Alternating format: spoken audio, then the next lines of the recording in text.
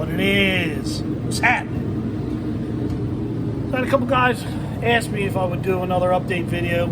I guess you guys find this interesting or you're extremely bored. Not sure, but whatever. It's all for fun. So hurt any feelings, I don't care. Oh, by the way, the noise in the background, got the little radiant heater on. I just got out here, it's about 6 o'clock. I've been out buying a couple cars today for some flips. So that's what's going on there. So I'll give an update on the Bronco. Actually, I'm going to give you a little backstory on the Bronco. My buddy messaged me a couple years ago. I owned a Mini Cooper.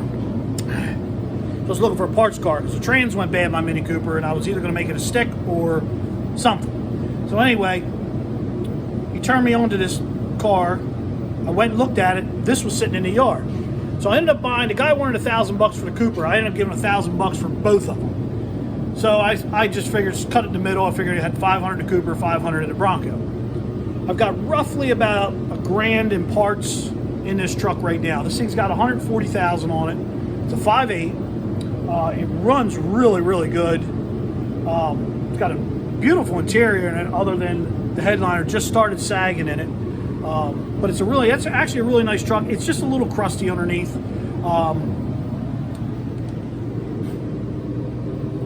I didn't do that. That looks like something Al Zecca would do. So I bought a couple patch panels. I'm just going to put some patch panels in it because Dover's real sticky now. They've gotten funny. If it's got a little hole or something, they'll fail it for rust.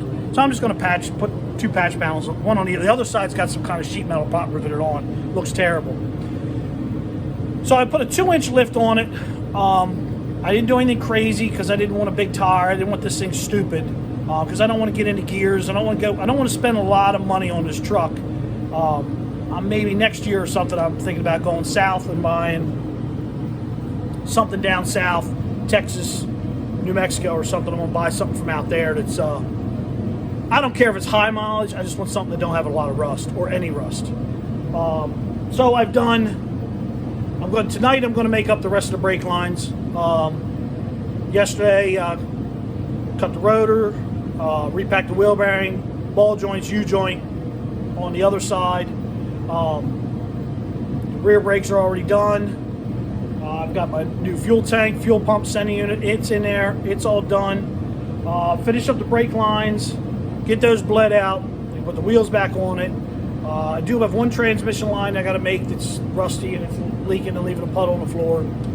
After that, I just got to get a windshield thrown in it, and hopefully I'm going to wait till January, which is not very far away. I'm going to try to slide it through and antique it because it'll be 25 years old after the first.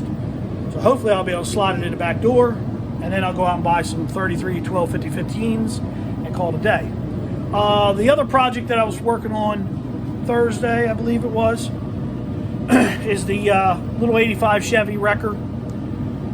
Had both manifolds off, got rid of the rotted out air tubes on the manifolds, put all new studs in them, put the plug wires back the correct way they're supposed to be. I just did not have any exhaust donuts or gaskets to put the Y pipe up. So I'll have them tomorrow. Maybe tomorrow or the next day I'll put the Y pipe up, drag the exhaust machine out, bend up some exhaust, and that'll be done for the moment. I got a few more things to do to it so I can go tag it.